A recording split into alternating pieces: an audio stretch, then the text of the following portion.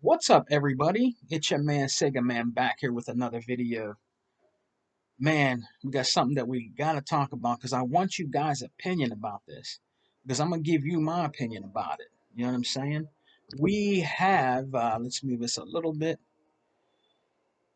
We have the Bias Awards coming up. Some people will say the Gaming Awards, but it is actually the Bias Awards. Uh, Xbox actually, in my opinion, has no chance ever of winning Game of the Year with the Bias Awards. That is just one-sided. You know what I mean? It's not. It's just. It's not good. You know what I mean? They couldn't even nominate like a game like Ori or Outer Worlds,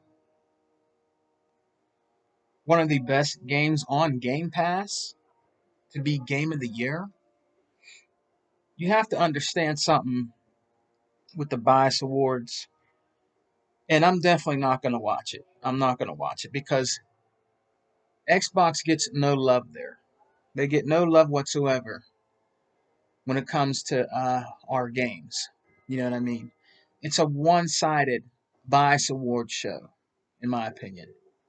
It's leaning more towards, in my opinion, just the PlayStation, and that's wrong. It's not a real gaming award show. It definitely is not a real gaming award show.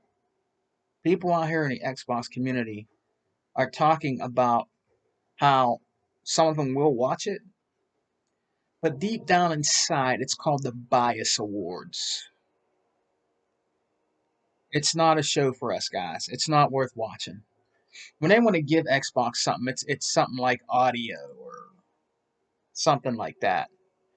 And deep down inside, the people that are responsible for that show, I don't even want to say his name because his name is not worth saying. He's one-sided.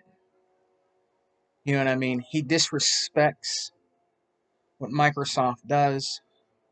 He's ignorant. He's not appreciative for what people do for him when it comes to Xbox. When there's people out here that deserve way more attention when it comes to Xbox, like regular diehard Xbox gamers like me. This guy gets gifted Xboxes, but don't give a crap about them and can shit on them and disrespects them. You know what I'm saying? And it's a goddamn shame. It really is. It's a goddamn shame. I'm not saying that no other system deserves to win an award. I'm not saying that at all.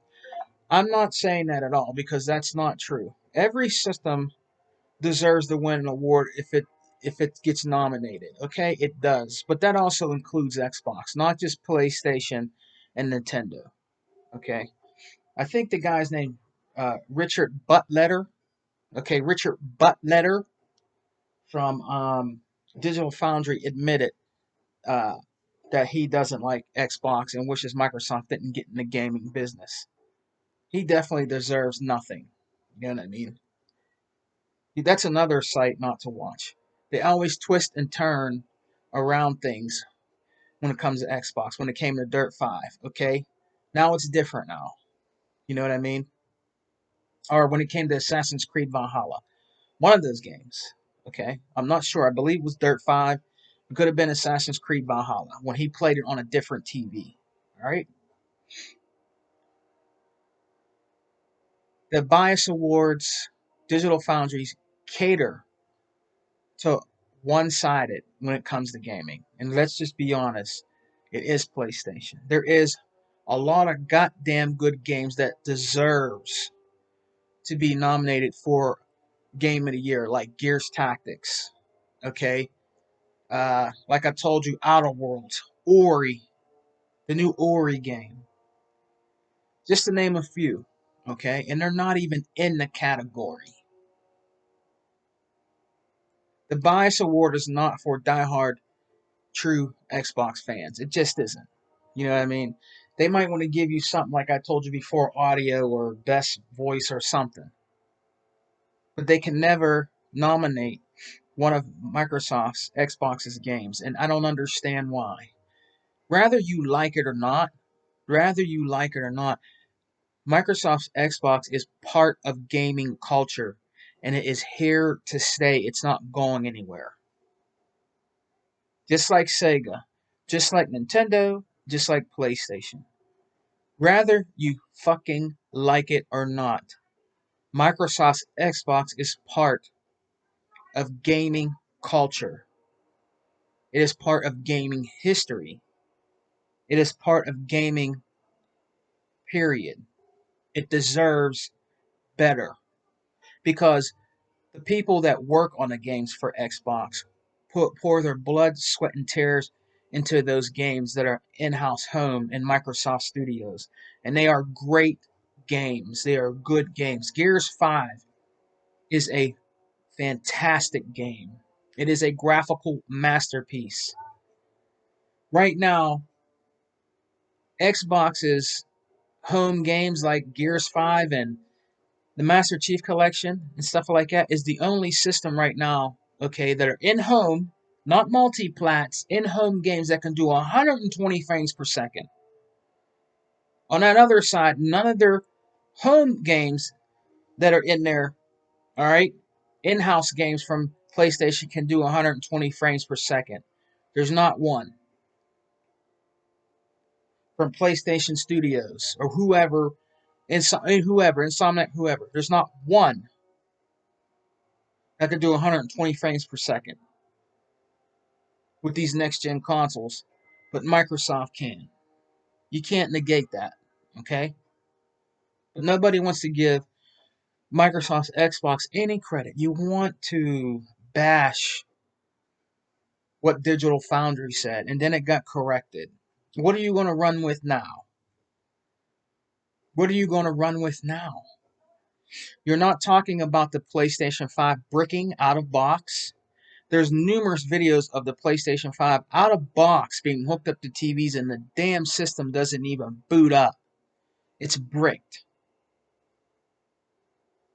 Heating issues. Spider-Man DLC for $70. Miles Morales is freezing. Assassin's Creed Valhalla is messing up on there. The controller is locking up and it doesn't work. People are getting PlayStation 5 systems with rice and 9 Lives cat food packed in it and there's no system in it. But nobody's talking about that. Nobody's talking about that at all. Nobody's talking about how Sony has had over, I believe, 2 million systems wanting to be returned because they were bricked. People are trying to return them, but nobody's talking about that. I'm not saying that the Series X doesn't have issues. Yes, there was a disc tray issue on there.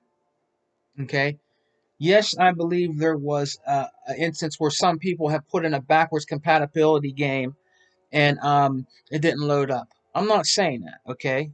But I'm not damage controlling. PlayStation is having way more problems, way more than the Xbox Series X and S, way more. But you want to come and bash us over here about something that you've seen on Digital Foundry. It's never going to change. And they don't want, they're in denial. When you ask them about that, they get quiet. They go back to Xbox has no games. Or the system is not the disc are not playing in the Series X. Oh, I'm finding out the PlayStation 5 is more powerful than the Series X because it can run this better and run that better. It's not more powerful. It never will be. And once these patches get in for some of these games, and let's just wait a year. Let's get into 2022, into 2023. We're gonna see. We're gonna see what you talk about then. Because when the people and the devs implement and get to know the Series X tech more, we're gonna see if you can damage control that when it comes to multi-plats. We're gonna see if you can damage control that. Because you guys are always gonna try to find something. You always want to bother our podcasters. You want to come into the XL podcast and talk dumb shit in my podcast with E-Rock and the Exile Brothers. You want to come into Game Talk with Sega Man, talk dumbass shit, and then, you know, get shut down by my main man, Hebaticus. Hebot. Tuckmaster. You get shut down because you don't know what you're talking about. When it comes to Xbox, we do. You go by what you hear by Digital Foundry or those fuckboy game podcasts that you go to. And I don't need to name names. You guys know who I'm talking about. I don't need to name any names. Alright? Those are the imposter so-called Xbox podcasts. Okay? Those are the imposters.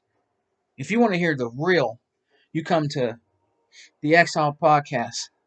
You go to Direct Gaming with the General Johnson and New Legal. That be giving out that where you go to 100 with Xbox Has No Games. You go to We Got Next with Hebot. You know what I'm saying? You go to podcasts like that. If you want to hear the real and want to know some real game in these gaming streets when it comes to Xbox. The real cats that rock Xbox. You dig? So I'm gonna end this video, man. But your man Sega Man ain't gonna watch the Bias Awards.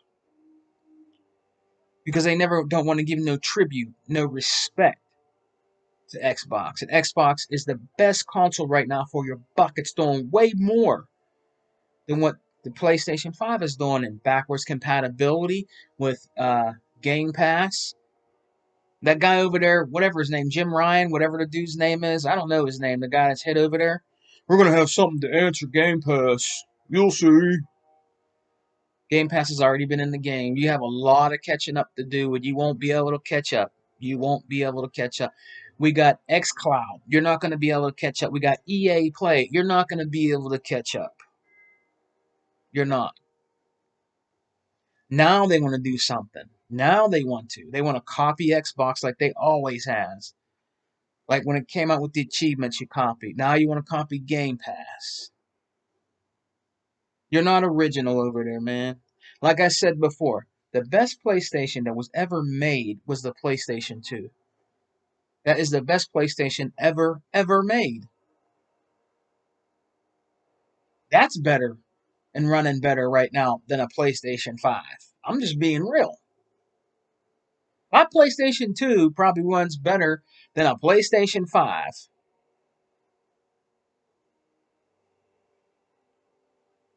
The Xbox One X is better and more capable than a PlayStation 5. And I'm sorry, but it is. There's way too many problems over there, and it's definitely not worth $500. No way. It's not worth it. You better wait another year or two and then think about buying one. You dig? Alright, man. Peace and love. Alright? I want to thank everybody that watches my channel, comes and checks out Game Talk with Sega Man on Saturdays. And come and checks out our podcast on the Exile Podcast and check out all the brothers I named. You know what I mean? Shouts out to Slick Slayer. Shouts out to NWO Prime. Shouts out to Kima.